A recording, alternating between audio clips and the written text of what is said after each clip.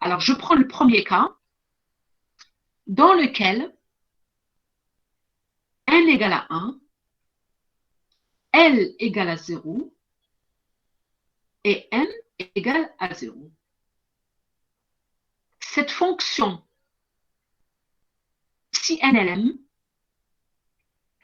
qui est en fait la psi 1, 0, 0, appelée la 1S, alors, possède deux parties. La partie radiale, elle est sous la forme d'une constante, 2 fois la racine troisième du rapport 1 sur A0, multiplié par une partie exponentielle qui est moins R sur A0. La partie angulaire de la fonction 1S est constante. C'est 1 sur 4 pi à la puissance n demi. Alors, si on prend maintenant le nombre quantique n suivant, donc on aura n égale à 2, et on prend toujours le premier L qui vient, 0, et ensuite n, 0, nous obtenons la psi de 0, 0. Et on aura affaire à ce qu'on appelle la 2S. Là aussi, la 2S, c'est un produit d'une partie polynomiale et une partie exponentielle dans la partie radiale. Alors, vous voyez bien qu'ici, vous avez, une constante. Voilà, cette constante-là, vous avez une constante. Puis, vous avez un polynôme, d'accord, qui est là.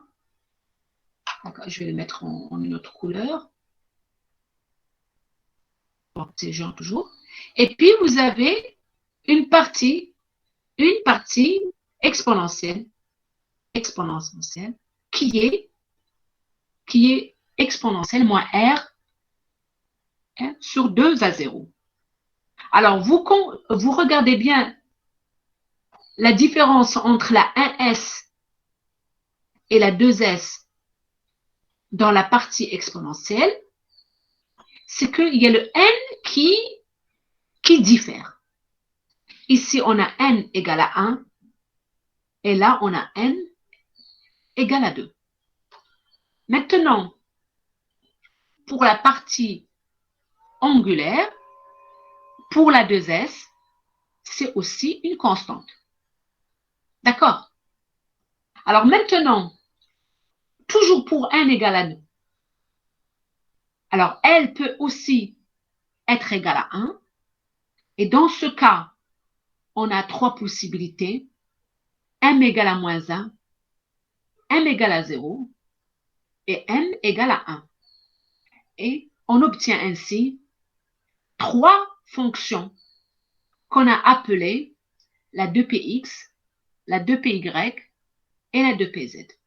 Alors, regardez ces fonctions. Elles ont toutes la même fonction radiale. D'accord? Avec toujours le n qui apparaît dans la partie exponentielle. D'accord? Ce qui diffère entre elles, c'est la partie angulaire. Alors, par exemple, je prends la PZ, vous avez, ici, il y a une erreur. Il y a, donc ici, cosinus θ. Et le cosinus θ, ça rappelle la partie, le Z. D'accord. Maintenant, ici, vous avez un produit sinus θ, cosinus phi. qui rappelle la coordonnée X. Là, vous avez sinus θ, sinus phi, qui rappelle la coordonnée Y. Entendu, dans la littérature, dans les livres, vous pouvez avoir toutes les fonctions pour n'importe quel n. Alors, bien entendu, on ne vous demande pas de les apprendre. Ces fonctions-là vous seront données pour travailler avec. Maintenant, donc voici maintenant les expressions mathématiques. Alors, un point important que vous connaissez déjà, mais qu'on répétera, c'est la nomenclature. Alors, la nomenclature, c'est le nom donné aux fonctions d'onde indépendamment de leur expression mathématique. Vous avez vu que ces expressions mathématiques sont un petit peu compliquées. Donc, dorénavant, au lieu d'écrire cette expression, on va donner un nom pour la fonction. Maintenant, comment? Alors, le nom va dépendre de deux facteurs. Premièrement, le nombre quantique principal, le n. Et deuxièmement, le nombre quantique secondaire, le L. Alors, de manière générale, toutes les fonctions comporteront dans leur symbole une indication nombre n et une indication du nombre L. Alors, le n sera écrit tel quel. Par contre, le nombre L va être remplacé par des lettres alphabétiques. Alors, je donne un exemple maintenant. Lorsque vous avez n égale à 1, eh bien, la seule valeur de L, c'est 0. Dans ce cas, on parle d'orbital S. Donc, on écrit un S. Un S veut dire que vous avez n égale à 1 et que vous avez n égale à 0. On retrouve ces indications dans l'orbital 2S, pour laquelle n égale à 2 et L égale à 0. Alors, quand n égale à 2, nous avons aussi n égale à 1. Et dans ce cas, on obtient les orbitales P. Je continue avec n égale à 3. Donc, vous voyez bien que pour n égale à 3, L égale à 0, nous avons une orbitale 3s. Pour n égale à 3 et L égale à 1, nous avons 3 orbitales 3p. Et pour n égale à 3 et L égale à 2, eh bien là, nous avons les orbitales d qui sont au nombre de 5. Donc, vous voyez bien que pour L égale à 2, eh bien, la lettre correspondante, c'est la lettre D. avons les 5 orbitales 3D qui sont les orbitales DXY, DYZ, XZ,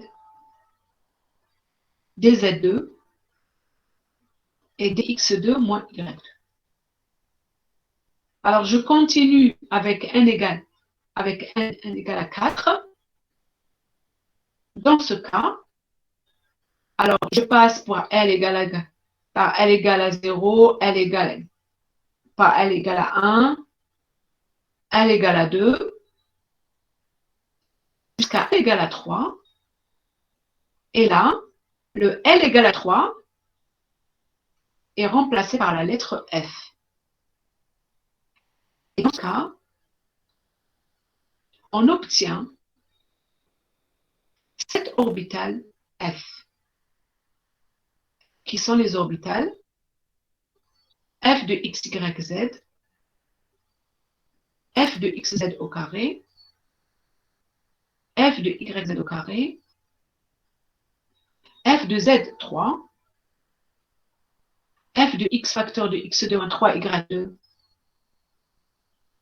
F de Y facteur de Y2 moins 3X2, et F de Z facteur de X2 moins 3Y2. Alors là, donc, on a eu l'expression mathématique et la nomenclature de ces fonctions. Alors maintenant, je reviens à la notion d'orbital atomique. Par définition, une orbitale atomique est une région de l'espace où la probabilité de présence d'un électron autour du noyau est maximale. Elle désigne aussi la fonction mathématique qui décrit le comportement ondulatoire.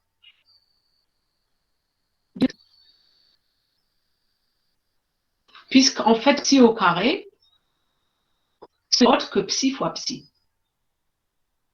C'est-à-dire parler de psi au carré, c'est aussi parler de la fonction d'onde.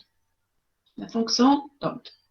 Maintenant, la deuxième partie de l'analyse des solutions, c'est la représentation graphique, qui est très importante.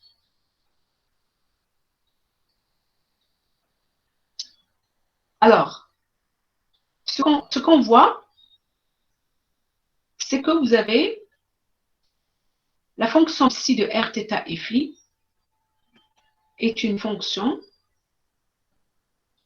improbable. Donc, on ne peut pas la représenter dans le plan. D'accord? Dans le plan, on ne peut représenter que deux variables. Alors, qu'est-ce qu'on fait pour la représentation graphique de telle fonction? Alors, on a deux possibilités. Alors, la première, c'est d'étudier les variations de θ et phi, fixe R. On parle alors de l'étude de la partie angulaire. Et on a, dans ce cas, des surfaces. D'accord? Donc, ensuite, la deuxième partie, c'est l'étude de la partie radiale qui consiste à faire varier le rayon en fixant les angles θ et phi. Et dans ce cas, on obtient des courbes. Alors là aussi, je ne vais pas faire une étude mathématique, vous aurez l'occasion dans le TD de faire, pardon, j'ai perdu la connexion. Attendez juste une minute. On va voir.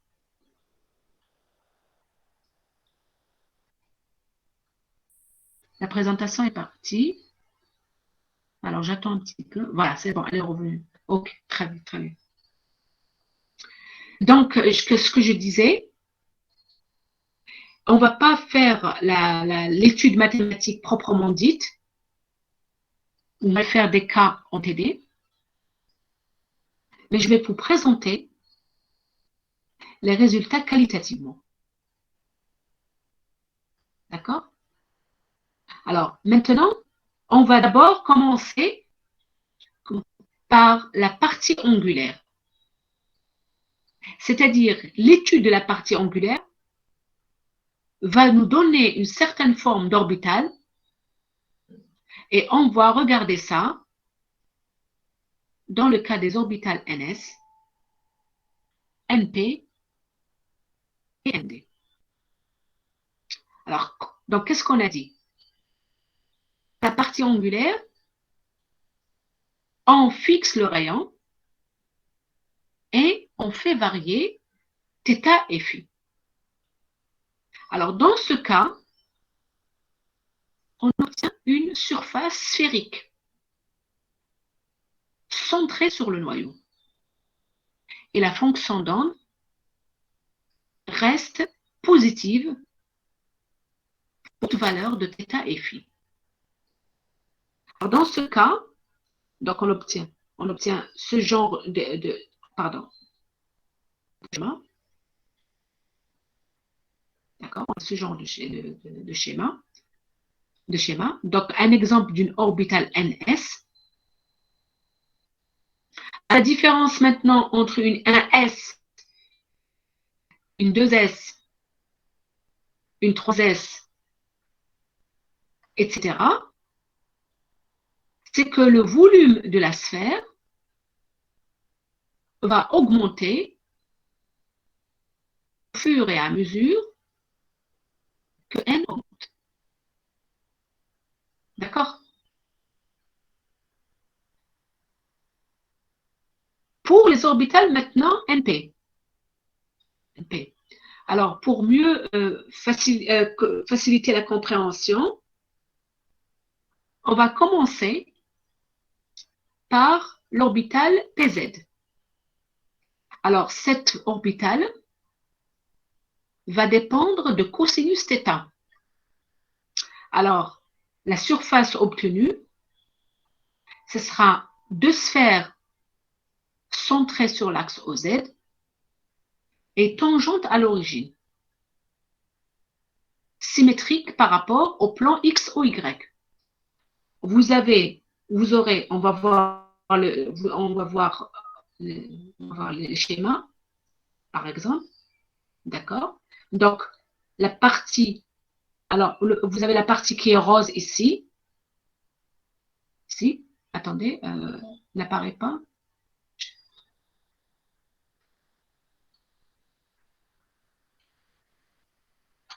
Voilà. Donc, la partie rose ici, celle-là, vous avez une orbitale PZ. D'accord? Vous avez deux sphères qui sont centrées à l'origine. D'accord? Vous avez comment dirais-je ici, les deux sphères, les sphères, elles sont identiques, mais elles sont symétriques par rapport au plan X ou Y. Alors, vous aurez donc la fonction d'onde qui va s'annuler au point 0. Si une fonction s'annule, c'est qu'elle change de signe. Et on aura ainsi un plus et un moins. Vous aurez donc ici un point nodal, c'est-à-dire un point où la fonction d'onde va s'annuler, Et vous aurez aussi un plan nodal où vous aurez la probabilité de présence qui est nulle. Donc, le plan nodal, c'est ici, c'est X, O, O, Y. Donc, si vous passez de la PZ aux autres orbitales NP, c'est-à-dire l'orbital PY et l'orbital PX, eh bien, ça sera exactement la même chose. La seule différence entre les trois, c'est la direction. La PZ, c'est suivant l'axe Z. La PY, c'est suivant l'axe Y. Et la PX, c'est suivant l'axe X. Alors, regardez bien, je reprends une autre fonction. Par exemple, la verte, qui est la PX. Même chose. Deux sphères symétriques centrées sur l'origine. Ça veut dire quoi? Ça veut dire que vous avez au point 0, vous avez la fonction d'onde qui s'annule. Vous avez un plan où la probabilité de présence est nulle, c'est le plan ZOY, d'accord? Et vous avez, du moment la fonction change de signe de part et d'autre du point nodal. Même chose pour la fonction psi de Y. OK? Alors, maintenant, les orbitales ND. Alors, les orbitales ND sont un petit peu plus compliquées que les orbitales NS et NP. Alors, j'ai oublié une chose. Pour les NP. C'est exactement la même chose que pour les NS. Leur volume, c'est-à-dire le volume des sphères, va augmenter avec le nombre quantique principal.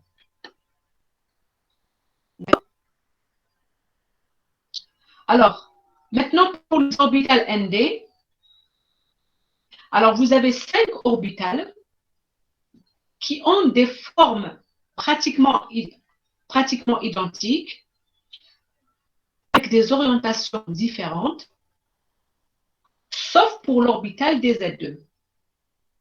Donc, vous avez 4 orbitales ND qui seront identiques et une orbitale DZ2 qui sera différente. Alors, pour les orbitales, comme on va le voir, la DXY, la DZ et la DX, vous avez des lobes orientés sur les dissectrices, c'est-à-dire par rapport à 45 degrés, alors que l'orbital DX2 moins Y2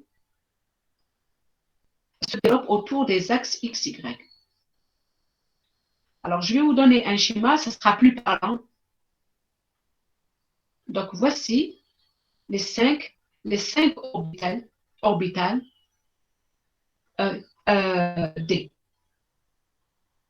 Je commence par l'orbitale verte qui est ici. C'est l'orbitale DZ2. Vous voyez bien qu'elle diffère des 4 orbitales D. Alors, elle est orientée suivant l'axe des Z. Elle a un point nodal au niveau de l'origine. Elle a une couronne autour de l'origine, donc autour de l'origine, d'accord? Donc, la fonction d'onde s'annule à l'origine, ça veut dire qu'elle change de signe. Donc, vous avez ici un signe plus et là, vous avez un signe moins. Je vais vous d'autres schémas où le signe va apparaître. Donc, dans l'orbital en rose, vous avez ici la dx2 moins y2. Son orientation, elle se fait sur les 4 axes X, Y et Z. Les 3 axes, pardon, X et Z, d'accord? X, Y et Z. X, Y, pardon. X, Y, d'accord. Change aussi, elle a un plan, elle a un point nodal, donc elle change de signe. Les 3 orbitales, la violette, la bleue et la jaune, respectivement la DXY, la DYZ et la DZX, ce sont des orbitales qui sont de forme identique, orientées à 40, selon les bissectrices des axes, d'accord? Elles ont des points nodaux, un point nodal au niveau de l'origine, d'accord? Et donc, elles changent de signe par rapport à ce point-là. Voilà.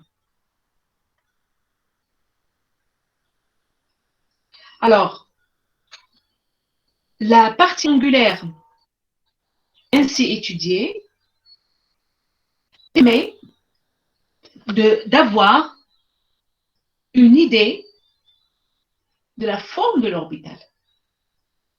Maintenant, si on va étudier la partie radiale, c'est-à-dire regarder la variation du rayon alors que l'angle et les 2 angles sont fixés, là on obtient des